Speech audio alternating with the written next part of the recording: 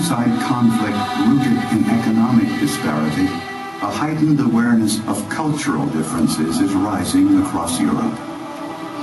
Over the centuries, common languages tying people together across large areas have evolved. Now, with the revolution in communication and transportation, people in Europe have become aware and proud of distinct cultural differences. Loyalties are radically shifting from one's monarch to one's own people, those who share the same language, culture, and ethnicity.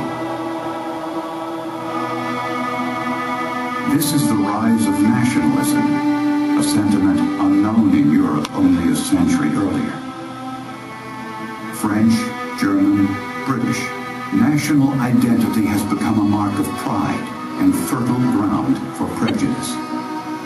Emotion-packed movements unite laborers and the educated elite, liberals and conservatives, in common cause for their own kind, and increasingly against others. In multi-ethnic empires, nationalistic fervor fuels resistance to distant antagonistic rulers. Nowhere in Europe is tension higher than in the Balkans, where Slavic people, aided by the Slavs of Russia, resist the rule of Austria-Hungary.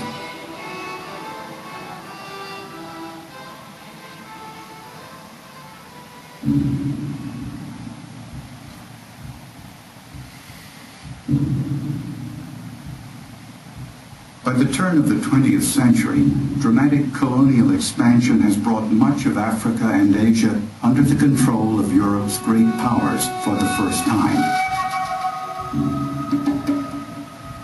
European leaders believe that to thrive, they must expand, acquire new territory, new markets, new resources.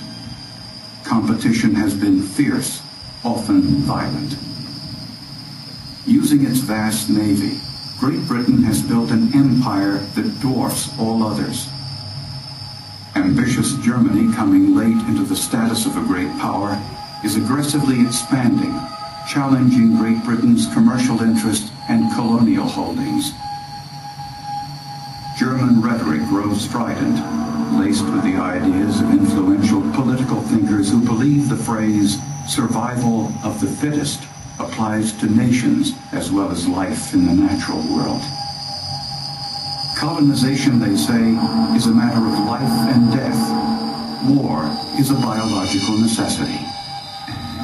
At home, Germany sits between two powerful forces, France and Russia, both seen as ever-present threats. Abroad, Germany recognizes the forces already in place that can thwart its desires. To compete globally, Germany needs military might.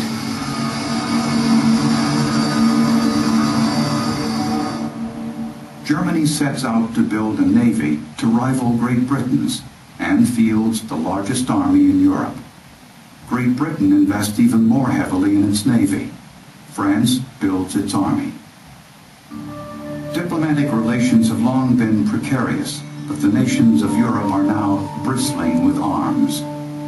The old web of treaties is in place. Russia, France, and Great Britain, under certain conditions, are committed to supporting each other if conflict arises. Italy wavers. Germany has one true ally, the Austro-Hungarian Empire. But Austria-Hungary faces the threat of war from within. Thousands of ethnic Slavs are determined to break away from Austro-Hungarian rule. Russians stand ready to help their Slavic kinsmen. At the center of Slav resistance is the Kingdom of Serbia, home of the secret society, the Black Hand. Europe seethes with anxiety. Artists, writers, and composers create brooding visions of an apocalypse. Some Europeans have predicted that any conflict could unleash a new type of warfare so horrific and on such a scale that recovery will take decades, perhaps generations, to achieve. But to others, from intellectuals to politicians and military leaders to common people, The idea of war has emerged not as a scourge, but a solution. As German writer Thomas Mann wrote, war would be a purification, a liberation, and enormous hope.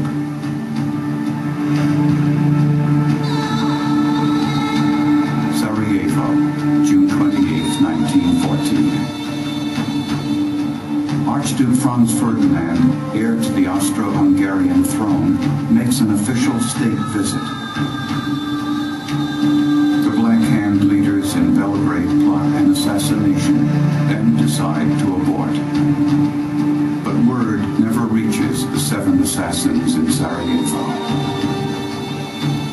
The driver takes the wrong turn. The Archduke and his entourage slowly pass by one of the assassins.